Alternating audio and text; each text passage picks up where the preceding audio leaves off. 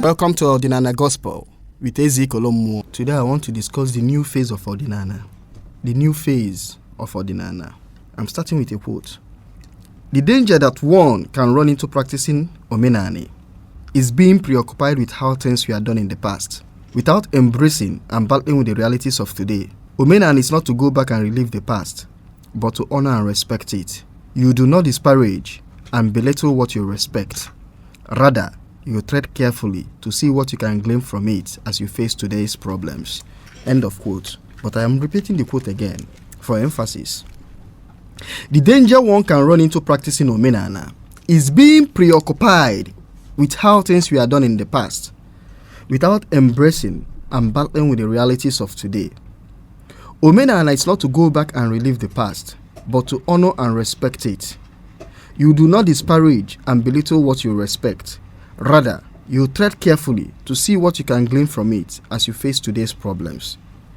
Ndinkem, like I said, welcome to another session of Odinana Gospel with Ezekiel.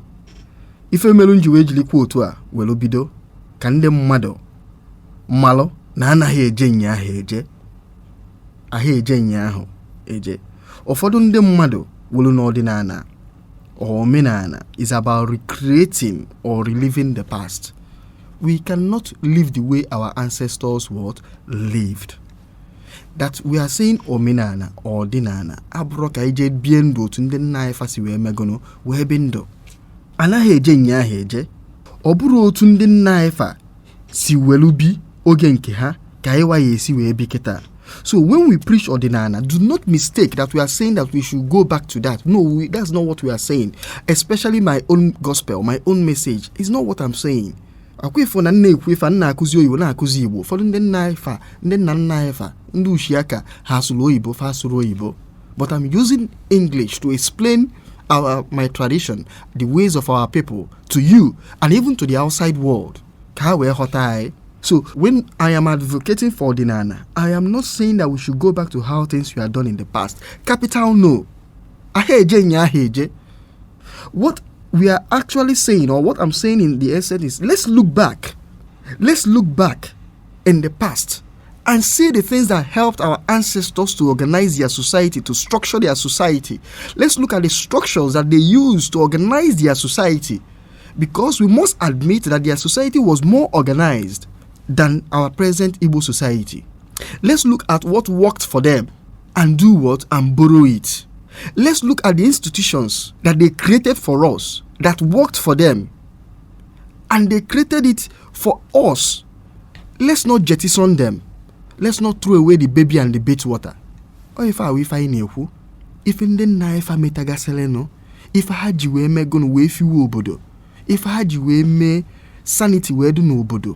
Let's look at the ones that are working, that will be good for us now. This is what I mean by the new phase of what? Odinana. The new phase of what? Odinana. So now, I believe that the new phase of this Odinana must face this following what? Realities. We must face the following what? Realities. What is number one?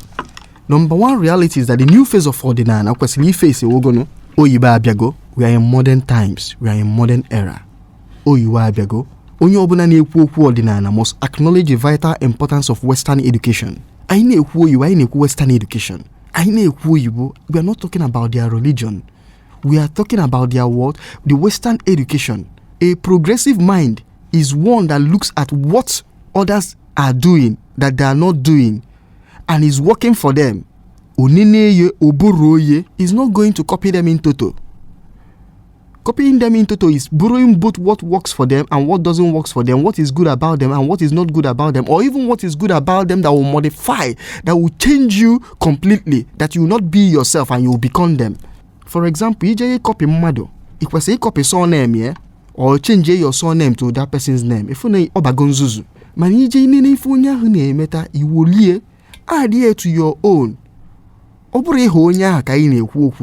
Western education, the importance of science and technology should not be underestimated. You cannot live this modern existence without science and technology. So Odinana must take care of this fact, must acknowledge it. And this is why I'm saying that any Dibia, any Isimuo that do not value education have limited themselves. Unu obuna say no ne promote Odinana. Kwesile ka egbambo go akwụkwọ. Ọ na-ego ha akwụkwọ, ensure na oge ego akwụkwọ aga na ensure na ụmụ ụmụ ego no go akwụkwọ. Ọhọwa ego akwụkwọ gufu uche maka ụfọdụ na-agụ akwụkwọ gufu ogono uche. Aya ha sị ụmụta oyibo ka ijiri wee promote oyibo, mụta oyibo ka ijiri wee promote Igbo, mụta oyibo ka ijiri wee mepe Igbo. Ifedo mmadụ nwomi. Onye a na-asị jide ka iji onye ji ifedo mma. Science is good, Western education is good. We need their science and technology. We need to learn it. It's important. I'm also talking about us learning science and technology. So we must embrace what? Science and technology in this new phase of Odinana. Number 2, Odinana without embracing modern science is stupidity. They say iron sharpeneth iron. Iron sharpeneth what? Iron. Odinana must look at how to embrace science to see what it can take from it to bring solution to our local problems. As early as the 40s, as in 1940s, the Chinese were sending their people to America to go and learn science. And they sending her to America to go and learn science. Otuaka, as in science is where, but when the movement was going towards Germany, when France, in any world history, when the period and Renaissance period, the age of enlightenment. So if each culture made that period, if I like he just side in them will in body in abundance, gemote wonata the okubeha. This is what we are supposed to do. Is not to throw away our own. For example, the Chinese today are doing well in technology, but it still doesn't mean they are Christian. They are not Christians. Chinese is largely a Confucius country, as in the dominant religion in China today is Confucianism. In Japan is Shintoism. In India is Hinduism. In Russia is Orthodox Christianity. How with their own version of Christianity. How with their own Christmas be different from the Western definition of Christmas. So you can actually learn modern science without tampering with your core, because your spirituality, Odinana, is our core. We should not tamper with it. But we should learn how we can change the clothing, which is almost science and technology. Only a change. Obro the science in the night, obro technology in the night. If I use kita. We are talking about visiting the moon. We are talking about AI, artificial intelligence. Let's take it for example, Odinana in Russia and Ukraine. Modern warfare has changed. Ghana mgbe more vehicle emifena. Only follow the news. If not the war, no UAV, unmanned area vehicle, KJ deposit bomb. If I look at drone and an issue to film they use. That is what they are using now. The art of modern warfare is changing. So things may change. You must flow with the tides of time. And we cannot do this without embracing modern science. So I need Odinana. But the man de woku kite. The man de woku some. If I need them madine, how can we use Odinana in addition to modern science to develop our communities? This is what we are talking of. Because Odinana will make you look back home, so that we'll find solutions. Ainwelu, Anna. Even an Igbo today cannot even feed itself. If we stop importation, an Igbo cannot feed itself. We cannot even solve our basic food problem, agricultural problem. So it's a shame. How many industries can we in an Igbo? How can we extract our resources? How can we show that we are intelligent? The way you show that you're intelligent in this modern world is your level of advancement in science and technology. Your level of as in progress in science and what? Technology. Look at what Iran is doing. Despite being one of the most sanctioned nations in the world, they are developing a lot of modern science, modern technologies. This shows creativity. So in Odinana, we are talking now is to show, my own definition of Odinana is to show that Igbos are still creative, that Igbo we are a creative species. Now creativity do not buy. All we need is a little bit of knowledge of science and technology. Can you work that creativity do not buy to bring out that potential so do not buy? Can you provide their medicine that can solve problems from Anabai? And others will come and we export it to the world. Let's solve problem of transportation from Anabai. Let's solve some other human problems from Bai. With the resources in Dubai, that is what we are saying. No Odinana. It's even the bono. You are using it to solve your problems and the problem of the world. Number 3, reality is that we need to factor in. I am at the age of reason. We are in the age of what? Reason. We must de-emphasize of theories and superstitions that are full of sound and fury signifying nothing. We must shun practices that defies modern reason, especially now that our communities are no longer completely what? Homogeneous. Take for example sacrifices on the roads and on our water bodies. If we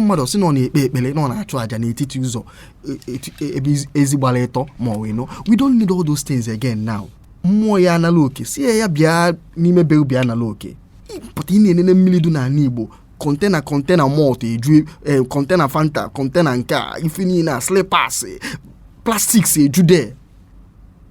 When some modern worlds are talking about environmental pollution, I need pollute our environment more in the name of sacrifice.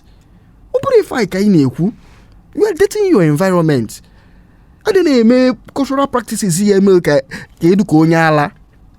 I'm not saying that man, our society change go brozi for the mbebo. We must flow with the modern times. You must rebrand or you go extinct. That's the law of nature. The law of nature is that every society has to be dynamic. You cannot be fixed. You cannot be fixated in the past. Remember, in the beginning, we cannot be fixated. Mgbe naifa onye ona no n'obodo hanchani na ndo ogom mo ndo Odinana kita odrozi otu afọ ndị naifa express road anoho eputefo express road na etiti uzo azina aja it doesn't make sense. Odirodo neat n'anya ona na emegi a creative way no na alogasi ebe ayi edewe apụta owo na alụpụrụ iche okwe na edi mana epụta na etiti junction n'ilo serious road. You know, kata ewu ebe police na etiti ilo. Ifu nkita busu akulu dewe na etiti ilo. Ifu wan uzu wan hipo dewe na etiti ilo sine dewe liye mo. No. We need to start looking at some of these practices. It doesn't make sense. It doesn't tell good of us as a people. Ilo hongo lolo. There should be better ways of doing some of these things. That is what I'm trying to say in the new phase of Odinana. There should be better ways of doing these things. We should not continue with practices, cultural practices that defines logic. We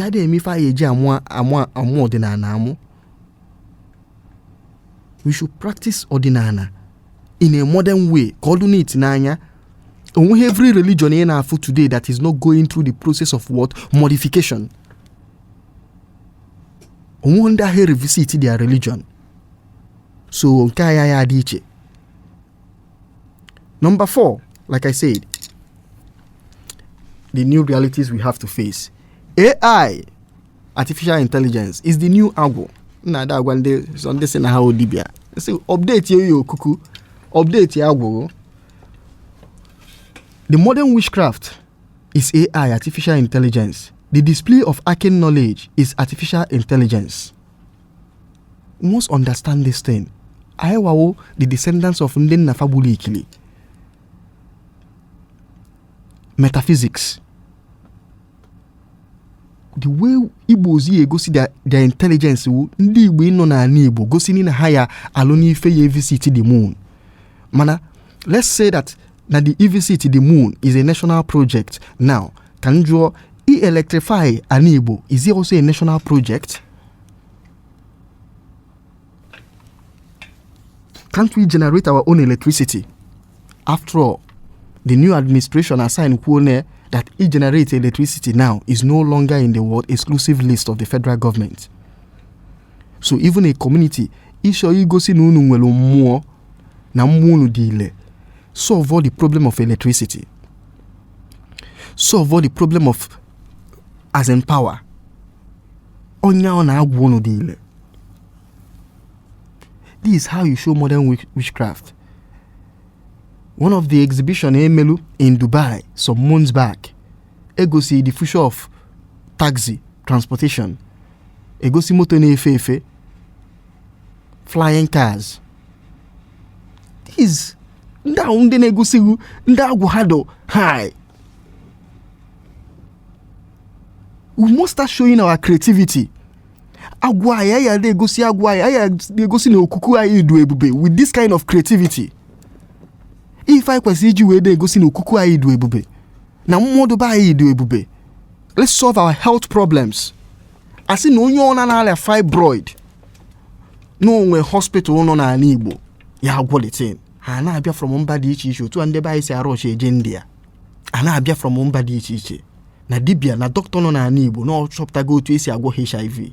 Ana m ege ntị ewe mmani nwela na agwugo n'odo high. Asiko nna nnu nwere onye Igbo no US na-eme. I don't interested in all those things. If no nke anọ na ba ya eme. This is the new phase of Odinana. Iwu onye Odinana okwe agwugo usili ike okuku usili ike inwele oke ofo ekwelu m ekwe. All I need to see is result. Nne m ya asem ngono na alaeze Chineke adọghọ n'okwu ọnụ. Ọ na ife ireba ama. Ọ na mmụọ anyị edile ya gosi na ife ireba ama.